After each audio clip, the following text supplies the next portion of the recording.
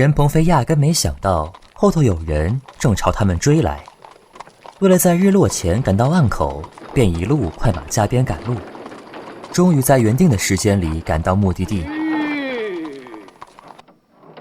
然后他让属下与船家联系，不久后租得一条船，赶着马车上了船后，任鹏飞便让船家快些开船，自己则钻进船上小房间里睡觉。他没有内力，好几天的赶路几乎消耗尽他的体力，他必须趁这个时机好好休息。船离开岸口约200-300米后，一个脏兮兮的人影终于奔到了任鹏飞刚刚停留的地方了，也不管3721，逮住人就问：人呢？人呢？小江就算脚程比马快，也被身上的重伤拖累，加上失血过多，便慢下不少，更有好几次差点站不起来，仅仅是凭心中的一股急切和毅力坚持到现在。岸边的人见小江如此焦急，且这日来租船的也就任鹏飞一行人，马上明白什么，便指着远处的小黑点道：你来晚了，人都走这么远了。小江望向江面的小黑点，甩开手中的人，扑通一声跳入水里，直接把岸边的人吓得够呛，还以为他想不开跳水自尽。正要下水救人时，小江又冒了出来，朝着船只离开的方向拼命地往前游。只不过小江划水的速度没有在河边长大真正会水的人快，人家在水里划拉2-3下就把小江给拉住了。哎，小兄弟，你再快也快不过船呐，你还不如再租条船追上去呢。无奈小江实在太过执拗，力气又大，在水里拉住他的人差点溺水，只好先劝，又告诉他前面租那条船的人曾说起是要去点苍山，若他真有急事，租一匹马走陆路赶过去，绝对能赶上。小江一听，掉头往回游，顾不上一身的水，拖着伤去找马，结果还真让他看见一个中年人骑马朝岸口而来，眼一亮，直接扑上去把人从马背上硬拽下来，自己翻身上马。马受惊不听话，朝前胡乱跑了几步，用力踢踏，扬起前蹄，小江好几次差点被甩下来，最后咬牙下马，用通红的眼死盯一阵这匹马，也不知怎地，受惊的马老实了。小江终于在被抢马的中年人回过神，骂咧咧跑过来夺回自己的马钱，再次翻身上马，策马朝通往点苍山的唯一道路狂奔。也许是谁也没预料到，好不容易才逃出武林盟总坛的小江，居然会掉头直奔点苍山，走的还是经常有人来人往的交通要道，因而这一路上快马狂奔，竟没有几个出来拦路的人。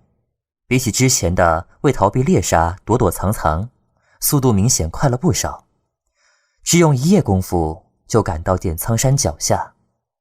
抬头仰望高耸入云的山顶，小江沾染血渍的脸上，一双因为多日不能休息早布满血丝的眼睛里，没有对前路的迷茫，身上的一切痛苦都不算什么，由始至终都只有一个坚定的信念：找到他的江南。在找见之前，任何事物任何人都阻挡不了他的脚步。小江下马朝山顶飞奔而去，他一身的血太过显眼，无数人认出他就是那个被武林盟下了追杀令的小江。1000两的数目实在让人眼红，而且这个人现在就在眼前。之前为了逃，小江可以躲，但现在他的心里只有找寻的希望，便再看不见其他的一切，看不见拦路的人，看不见光影错离的刀剑暗器。但凡阻他前进，遇神杀神，遇佛杀佛。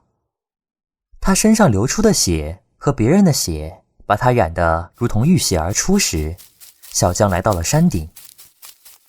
中原第一城城主任鹏飞不远千里而来，周岩怎么能不亲自出来接见？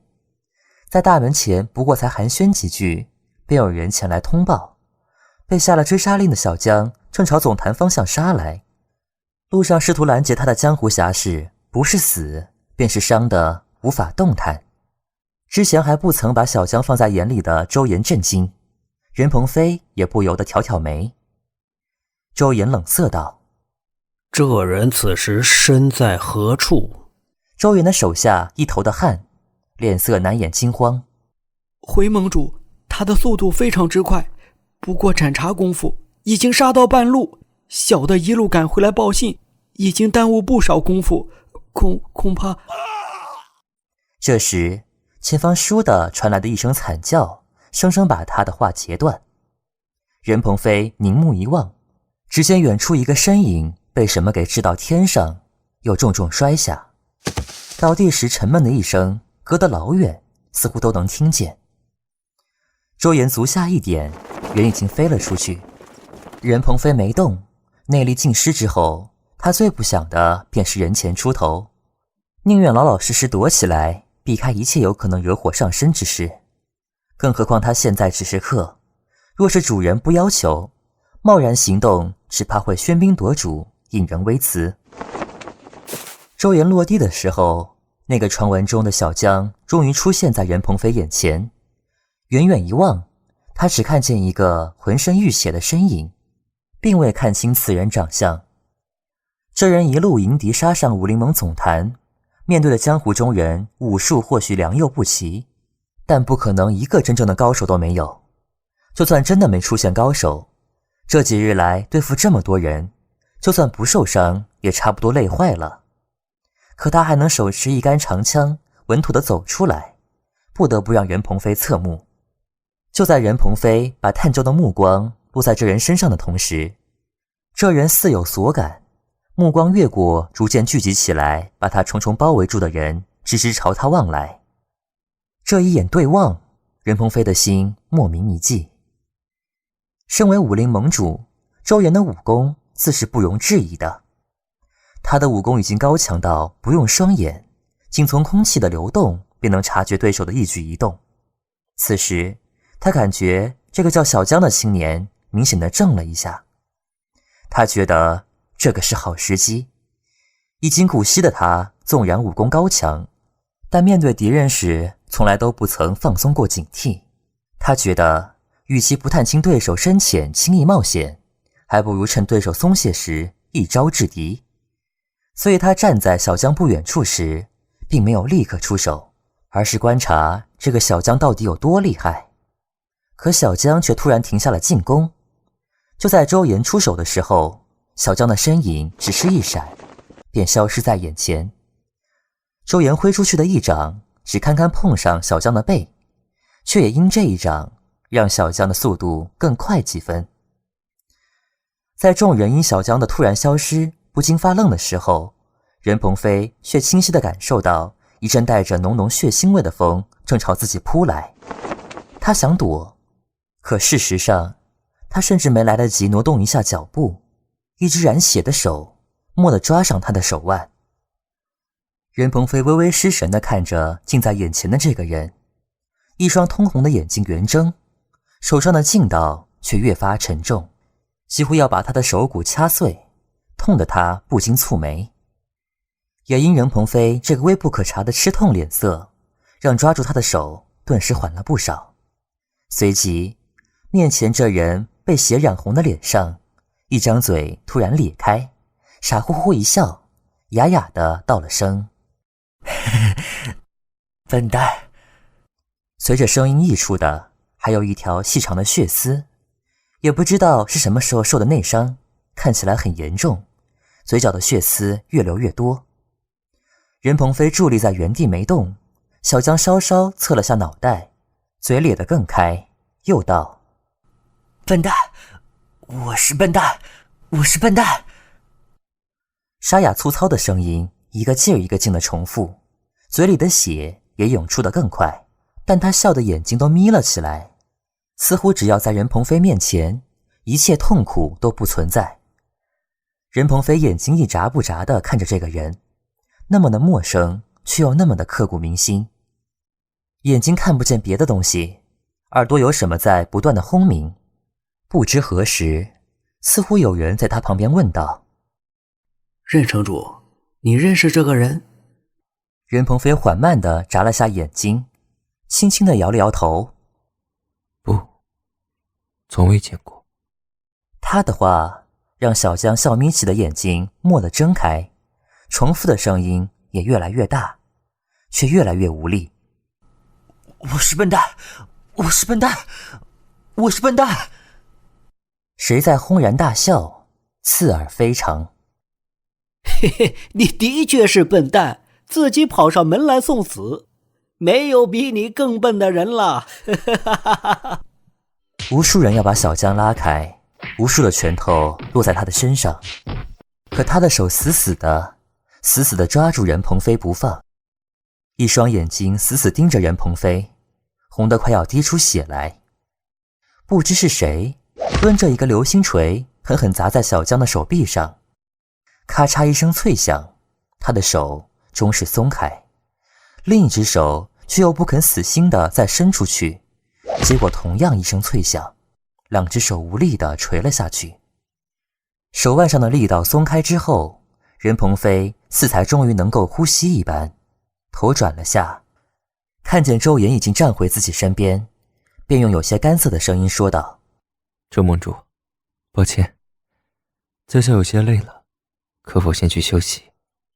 周岩不疑有他，立刻叫人来带任鹏飞进去。就在任鹏飞欲转身离开时，见他要走，小江拖着两只手艰难地欲爬过来，却被围在他左右的人拉住一只脚往后扯。望着离自己越来越远的人，小江再忍不住朝天狂笑。这一声划破长空，凄厉绝望的声音震得人双耳轰鸣，也让任鹏飞脚下一顿，却终还是头也不回地继续前行。望着他远去的背影，被越拖越远的小江一口鲜血猛地喷溅而出，顷刻染红冰冷的地面。江南，声音已经嘶哑，却不顾喉咙的撕裂，脸上满是血渍，拼命去呼唤那个远离的身影。听画像，信上前，醉玉，楼仙暖，梦觉春情，江南依旧远。他记得他对他说的每一句话，做的每一件事，都记得清清楚楚。可他为什么不回头看他一眼？为什么？江南依旧远。苦苦寻找，终于得见，可他却头也不回地离去，头也不回。当年梦醒来，他无影无踪，这时梦已醒，他走得决绝。无数的人把他围住，终于全然挡住他的视线，全身已经痛得麻木。在合上眼睛的时候，一颗血红色的泪珠从眼角滑落，滴下。任鹏飞听见了他的江南，却装作听不见，在别人看不到的地方，疲惫地合上幽暗的双眼。周府的下人带任鹏飞走进客房，下人问他还有什么吩咐，需不需要漱洗一下。任鹏飞一一谢绝，说他只想休息。待下人退下，并为他轻轻合上门后，望着紧闭的大门，任鹏飞却是处在原地，半晌都不曾移动过。小腹上早已愈合的伤口又在隐隐作痛，手情不自禁地抚上疼痛的地方，往事一幕幕重现。没曾想他看起来痴痴傻傻，却仍记得他说的每一句话，并且仅听过一遍就把整句晦涩的词背了出来。若是孤寂久了需要人陪伴，为何在好不容易出谷之后，见过世间的喧嚣与繁华，还千辛万苦地来找他？任鹏飞不懂，就像他决定为怀宁赎身，却从此再不去见他，只派人送去书信一封，让他良情令息一样。他认为这是为他好，可怀宁回信附上他曾经赠予他的珍贵珠簪，表明彼此决裂后，从此再不见踪影。任鹏飞缓步走向窗前的椅子坐下，这一坐便是数个时辰，直至日落西山。属下来敲门，告诉他晚饭已送到。被再次关起来的小江没有死，却离死只差半步。他不仅浑身浴血，身无完肤，四肢骨头也被敲断，让人如丢垃圾一般扔在潮湿腥臭的地面上，躺在那儿一动不动，只有一息尚存。武林中人没有就地取走他的性命，而是把他当成献给周岩之子周慕谈的大婚之礼，在那个本该喜庆的日子里，烧死这个杀害青山派掌门白川，打伤无数江湖侠士的恶徒，不仅大快人心，又能扬世间正气，给天下人一个警示。白岩直到晚上才听说小江又闯回武林盟总坛的这件事。等他知道小江被打得半死，关在地牢里时，人已经本能地朝屋外奔去。他的大师兄叶星辰更快一步，用身体挡住大门，拦他去路。师妹，你又想偷偷跑去把人放走吗？白岩一惊，望向面色铁青的叶星辰。叶星辰瞪他：那个小江杀了师傅，是你的杀父仇人，你不想着报仇便算了，居然还想放他走，你就不怕师傅死不瞑目吗？白莲眼色煞白，身子发软，也不知道自己都说了些什么。不，师兄，不是。叶倾城看他如此痛苦，也不忍再多加苛责，一把拉住他的手臂，把他带进屋中。师妹，夜已经深了，你去休息吧，师兄陪你。白岩心中太乱，无力地任叶倾城带他入屋内。等叶倾城帮他铺好床，转身叫他睡下时，才发现他无声无息之间泪流满面。叶倾城不禁心疼，伸手要帮他拭泪，快要碰到时，忽闻他气道：师兄，小江不会做这种事，一定是爹他先对小江做了什么。叶倾城的心顿时沉入谷底，一股冰冷阴暗的心情瞬间占据整个心房。白岩还在往下说：师兄，小江受伤那么重，他会死的，我不想让他死。叶倾城忍了又忍，才终于忍住欲一掌拍醒他的冲动。他瞪圆一双眼睛，狠狠地骂：去他妈的小江，他到底给你下了什么迷药，让你如此念念不忘？他杀了你爹，杀了你亲生父亲，你居然还帮他说话，还想去救他，你被鬼迷了心窍了是不是？白岩一双眼睛全是泪光，声音已然哽咽地说不出一句完整的话。师兄！叶倾城气得一掌拍在床上。白岩在这时毅然转身离开。叶倾城难以置信地看他走离的身影，目眦欲裂，气到理智尽失。等到叶倾城清醒过来时，发现他从来都是放在心底疼惜爱护的小师妹，光着身子躺在自己身下，早已经哭哑了声音，哭肿了眼睛。顿时涌上的悔恨与愧疚只在心底停留片刻，便又逐渐散去。不论如何，他终于得到了，不是吗？从此以后，加倍爱他，呵护他，用一辈子弥补他。夜深人静时，黑云遮月，天下一片苍寂。守在地牢外的人东倒西歪地躺在地上，数名黑衣人站在气息微弱的小江跟前，先轻手轻脚地抱起他，随后迅速把一名不论外形还是穿着都完全一样的人放在小江躺过的地方。不过是一盏茶的功夫，黑衣人如来时一样无声无息地消失了。地牢里，另一个小江同样奄奄一息地躺在冰冷潮湿的地面上。翌日便是周末谈的大喜之日，新娘迎过门，拜完堂之后，不是送入洞房，而是与来喝喜酒的众武林中人一道来比武台前，观看恶人小江受刑。一身黑臭血腥的小江被绑在木杆上，身子垂软，一声不吭，似连睁眼的力气都没有。下面堆满干柴，周岩高坐于上，满意的看一眼身旁的新人，抬头看日头高照，时辰已到。他手一抬，便立刻有人在木柴上浇上油，等他把手放下，点燃的火把便丢进了柴火堆中。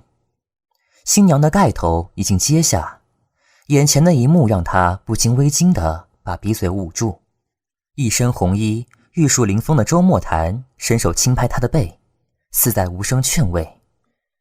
任鹏飞隐于角落，看台下众人各色各样的神情，有同情，有不屑，有看好戏，也有不以为然，却不知他自己是何种面目。